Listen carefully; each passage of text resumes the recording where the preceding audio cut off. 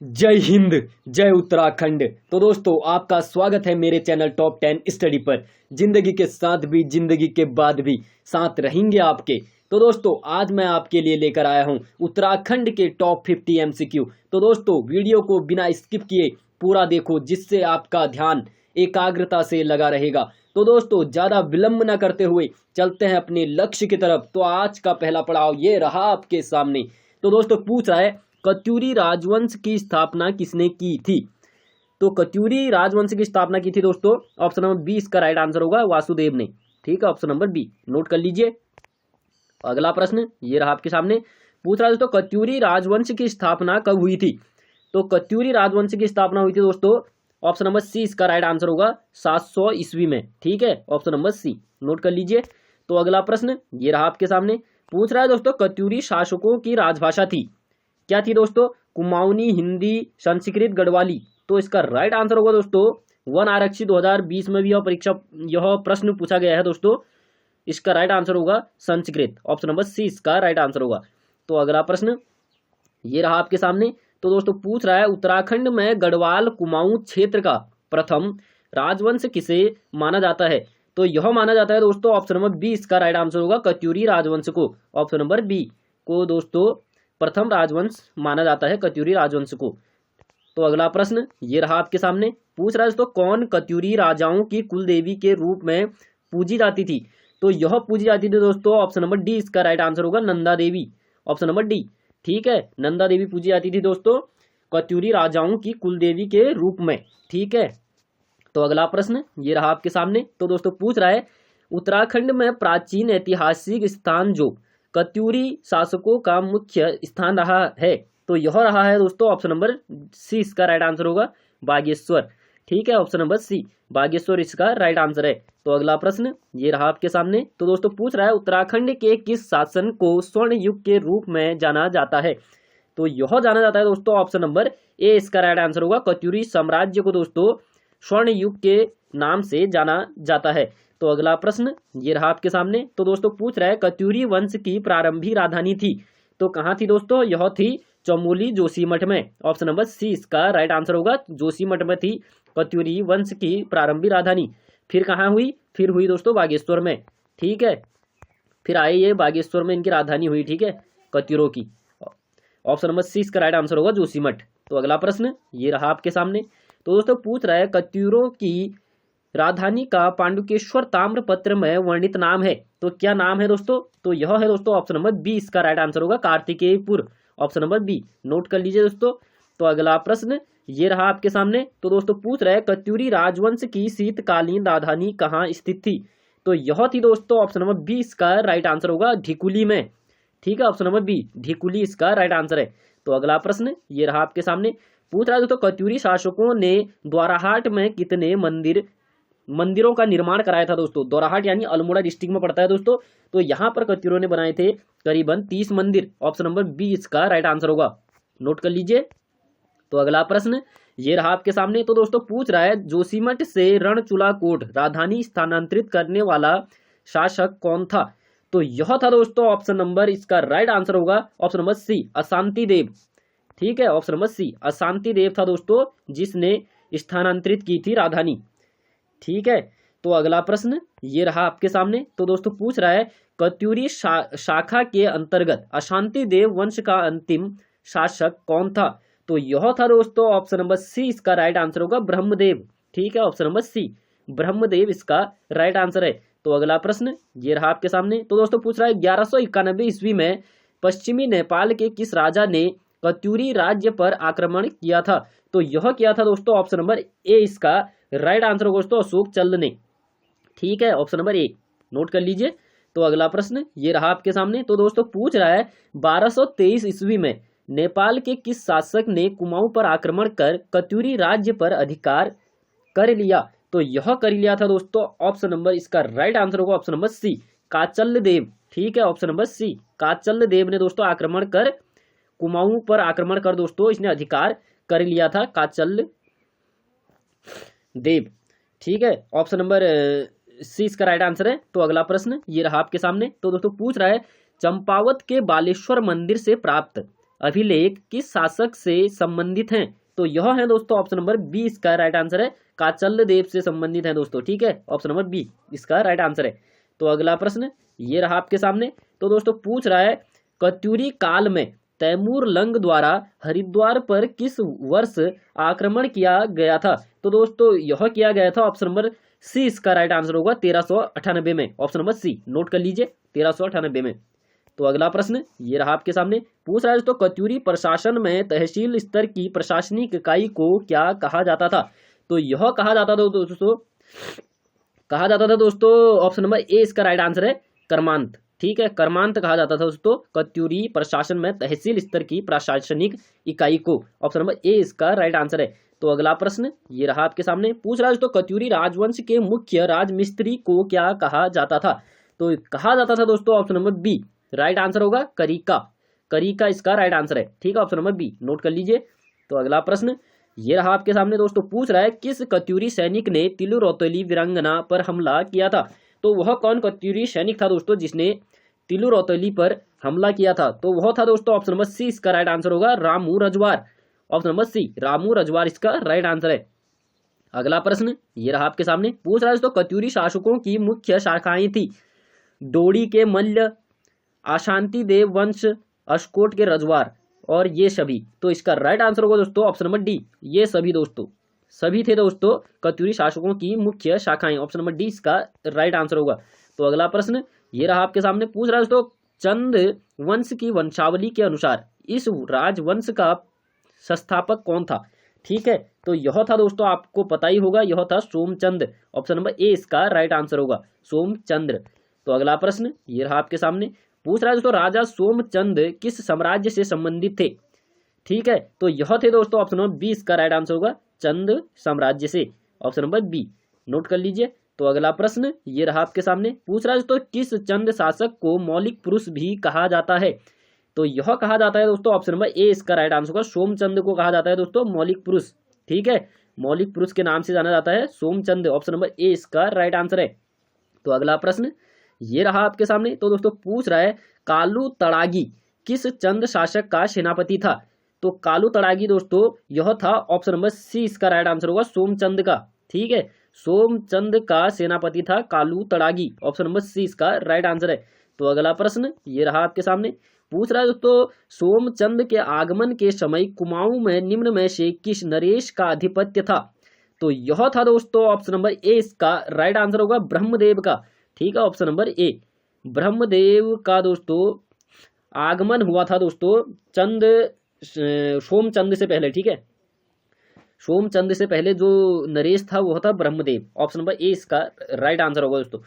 तो अगला प्रश्न ये रहा आपके सामने। पूछ रहा है दोस्तों किस चंद शासक ने पक्षी आखेट यानी शिकार कला पर सैनिक शास्त्र नामक ग्रंथ की रचना की थी? तो यह की थी दोस्तों ऑप्शन नंबर सी इसका राइट आंसर होगा, रूपचंद्र ने। ठीक है, रूपचंद्र ने की थी दोस्तों सैनिक शास्त्र नामक ग्रंथ की रचना। ऑप्शन नंबर सी इसका राइट आंसर है। तो अगला प्रश्न ये रहा आपके सामने। पूछ रहा है दोस्तों निम्न में से किस चंद शासक को श्यालू बिरालू कहा जाता था? तो यह कहा जाता था दोस्तों ऑप्शन नंबर बी इसका राइट आंसर होगा, लक्ष्मी चंद को। दोस्तों लक्ष्मी चंद को जाना जाता था श्यालू बिरालू के नाम से दोस्तों। ऑप्शन नंबर बी इसका राइट आंसर है। अगला प्रश्न ये रहा आपके सामने। पूछ रहा है दोस्तों मुगल शासक मोहम्मद शाह रंगीला को भेंट भेजने वाला चंद शासक कौन था? तो यह था दोस्तों ऑप्शन नंबर इसका राइट आंसर होगा, ऑप्शन नंबर डी इसका राइट आंसर होगा, कल्याण चंद्र। कल्याण चंद्र ने दोस्तों भेंट भेजी थी मुगल शासक मोहम्मद शाह रंगीला को। ठीक है, ऑप्शन नंबर डी इसका राइट आंसर है, कल्याण चंद्र। तो अगला प्रश्न ये रहा आपके सामने। पूछ रहा है दोस्तों किस चंद शासक के शासन काल में कुमाऊं पर रोहिलों ने आक्रमण किया? कुमाऊं पर रोहिलों ने आक्रमण किया था दोस्तों किस चंद शासक के शासन काल में? तो इसका राइट आंसर होगा दोस्तों ऑप्शन नंबर बी इसका राइट आंसर होगा, कल्याण चंद्र। ऑप्शन नंबर बी इसका राइट आंसर है दोस्तों, कल्याण चंद्र। नोट कर लीजिए। तो अगला प्रश्न ये रहा आपके सामने। पूछ रहा है दोस्तों कुमाऊं का कुंभकर्ण किस चंद शासक को कहते हैं? तो कुमाऊं का कुंभकर्ण कहते हैं दोस्तों ऑप्शन नंबर सी इसका राइट आंसर होगा, कल्याण चंद्र को। ठीक है, कल्याण चंद्र को दोस्तों कुमाऊं का कुंभकर्ण के नाम से भी जाना जाता है। ऑप्शन नंबर सी इसका राइट आंसर है। तो अगला प्रश्न ये रहा आपके सामने। पूछ रहा है दोस्तों कल्याण चंद्रोदयम की रचना किसने की? तो कल्याण चंद्रोदयम की रचना की थी दोस्तों ऑप्शन नंबर बी इसका राइट आंसर होगा कवि शिव ने। ठीक है, कवि शिव ने की थी दोस्तों कल्याण चंद्रोदयम की रचना। ठीक है, ऑप्शन नंबर बी इसका राइट आंसर होगा कवि शिव। अगला प्रश्न ये रहा आपके सामने, पूछ रहा दोस्तों अल्मोड़ा के पूर्व में स्थित खगमरा किले का निर्माण किस राजा ने कराया था? तो यह कराया था दोस्तों ऑप्शन नंबर ए इसका राइट आंसर होगा राजा भीष्मचंद्र ने। ठीक है, ऑप्शन नंबर ए नोट कर लीजिए। तो अगला प्रश्न ये रहा आपके सामने, पूछ रहा है दोस्तों चंद वंश के किस शासक ने 1512 ईस्वी से 1530 ईस्वी के मध्य अपनी राजधानी चंपावत से स्थानांतरित कर अल्मोड़ा में स्थापित की? तो यह की थी दोस्तों ऑप्शन नंबर बी इसका राइट आंसर होगा दोस्तों भीष्मचंद्र ने। ठीक है, भीष्मचंद्र ने दोस्तों राजधानी चंपावत से स्थानांतरित कर अल्मोड़ा कर दी थी भीष्मचंद्र ने। ऑप्शन नंबर बी इसका राइट आंसर होगा। तो अगला प्रश्न ये रहा आपके सामने, पूछ रहा है दोस्तों चंद शासकों की प्रारंभिक राजधानी थी? तो यह थी दोस्तों ऑप्शन नंबर ए इसका राइट आंसर होगा चंपावत में। ऑप्शन नंबर ए चंपावत में थी दोस्तों चंद शासकों की राजधानी प्रारंभिक, और फिर लास्ट में आए दोस्तों अल्मोड़ा इनकी राजधानी हुई दोस्तों बाद में अल्मोड़ा। ठीक है, अल्मोड़ा में इनकी बाद में राजधानी हुई अंत में। तो अगला प्रश्न ये रहा आपके सामने, पूछ रहा है दोस्तों चंद वंश का सबसे शक्तिशाली शासक था? तो चंद वंश का सबसे शक्तिशाली शासक था दोस्तों वह था ऑप्शन नंबर बी इसका राइट आंसर होगा Garud Gyanchandra. Option number B Garud Gyanchandra इसका राइट आंसर है। तो अगला प्रश्न ये रहा आपके सामने, पूछ रहा है दोस्तों तुगलक वंश के किस शासक ने चंद शासक ज्ञान चंद को गरुड़ की उपाधि से विभूषित किया? तो यह किया था दोस्तों ऑप्शन नंबर सी इसका राइट आंसर होगा फिरोज शाह तुगलक ने। ठीक है, गरुड़ की उपाधि ज्ञानचंद्र को दोस्तों गरुड़ की उपाधि से के नाम से धारण किया था दोस्तों, उनको गरुड़ की उपाधि दी थी, तो वह दी थी दोस्तों फिरोज शाह तुगलक ने। ठीक है, नोट कर लीजिए दोस्तों। तो अगला प्रश्न ये रहा आपके सामने, पूछ रहा है दोस्तों दुधौली का युद्ध किस किस के बीच हुआ था? ठीक है, दुधौली का युद्ध किस किस के बीच हुआ था? तो इसका राइट आंसर होगा दोस्तों ऑप्शन नंबर बी इसका राइट आंसर है, ऑप्शन नंबर बी। ठीक है, ज्ञानचंद्र व फतेह शाह के मध्य। ठीक है, ज्ञानचंद्र और फतेह शाह के मध्य हुआ था दोस्तों दुधौली का युद्ध। ऑप्शन नंबर बी इसका राइट आंसर है। तो अगला प्रश्न ये रहा आपके सामने, तो दोस्तों पूछ रहा है पुरुषोत्तम पंत को किस राजा द्वारा पुरस्कृत किया गया था? तो यह किया गया था दोस्तों ऑप्शन नंबर ए इसका राइट आंसर होगा रुद्रचंद्र द्वारा। ठीक है, रुद्रचंद्र द्वारा पुरुषोत्तम पंत को पुरस्कृत किया गया था। तो अगला प्रश्न ये रहा आपके सामने, पूछ रहा है तो निम्नलिखित चंद शासकों में से कौन मुगल बादशाह अकबर से मिलने उनके दरबार गया था? तो यह गया था दोस्तों ऑप्शन नंबर सी इसका राइट आंसर होगा रुद्रचंद्र।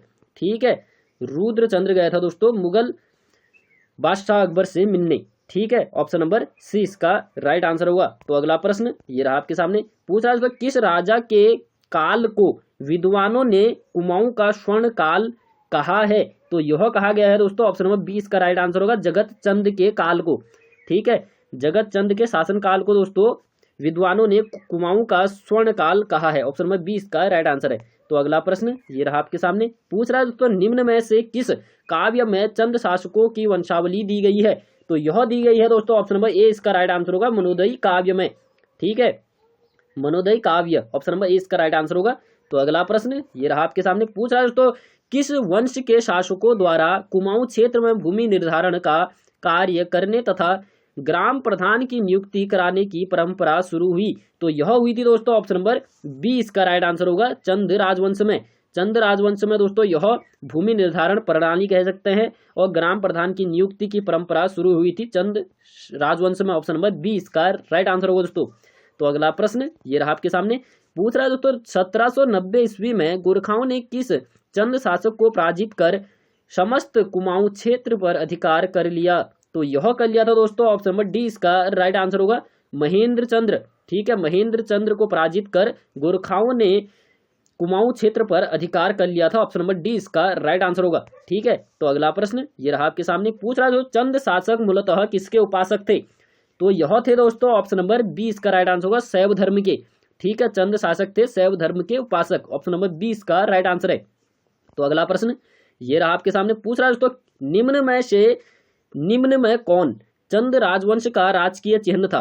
तो धनुष था, मछली, बैल, गाय। तो इसका राइट आंसर होगा दोस्तों ऑप्शन नंबर डी इसका राइट आंसर है। ठीक है, ऑप्शन नंबर डी। यह चंद राजवंश का राजकीय चिन्ह था दोस्तों गाय, ऑप्शन नंबर डी। तो अगला प्रश्न ये रहा आपके सामने, पूछ रहा है दोस्तों चंद राजवंश की कुलदेवी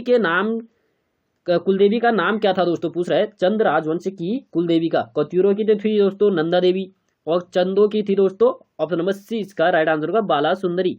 ऑप्शन नंबर सी इसका राइट आंसर होगा बाला सुंदरी थी दोस्तों चंदों की कुलदेवी, ऑप्शन नंबर सी इसका राइट आंसर है। तो अगला प्रश्न ये रहा आपके सामने, पूछ रहा है दोस्तों कटेहर के हिंदू राजा खड़क सिंह का मेहताओं के देश कुमाऊं में भागने का उल्लेख किस ग्रंथ में आया है। तो यह आया है दोस्तों ऑप्शन नंबर सी इसका राइट आंसर होगा तारीख ए मुबारक शाही। ठीक है, ऑप्शन नंबर सी तारीख ए मुबारक शाही में दोस्तों यह उल्लेख किया गया है। ठीक है, ऑप्शन नंबर सी इसका राइट आंसर होगा। तो अगला प्रश्न ये रहा आपके सामने, पूछ रहा है दोस्तों चंद राज्य में नगद प्राप्त किया जाने वाला भूकर कहलाता था। तो वह कर कौन सा था दोस्तों, जो नगद दोस्तों नगद लिया जाता था, तो वह था दोस्तों ऑप्शन नंबर ए इसका राइट आंसर होगा सीरती। ठीक है, सीरती एक ऐसा भूमि कर था दोस्तों जो नगद लिया जाता था। ठीक है, ऑप्शन नंबर ए इसका राइट आंसर है। तो अगला प्रश्न और आज का अंतिम प्रश्न है दोस्तों, पूछ रहा है निम्न में से किस किले को फोर्ट मायरा भी कहा जाता है। ठीक है, तो खगमरा किला, चांदपुर गढ़ किला, लाल मंडी किला, इनमें से कोई नहीं। तो इसका राइट आंसर होगा दोस्तों ऑप्शन नंबर सी इसका राइट आंसर होगा लाल मंडी किले को दोस्तों फोर्ट मायरा के नाम से भी जाना जाता है। ठीक है, ऑप्शन नंबर सी इसका राइट आंसर है। तो दोस्तों कैसी लगी वीडियो, तो आपको क्या करना है, एक लाइक, एक प्यारा सा कमेंट, एक सब्सक्राइब। तो दोस्तों जल्द मिलेंगे एक नई वीडियो के साथ, तब तक के लिए जय हिंद जय उत्तराखंड।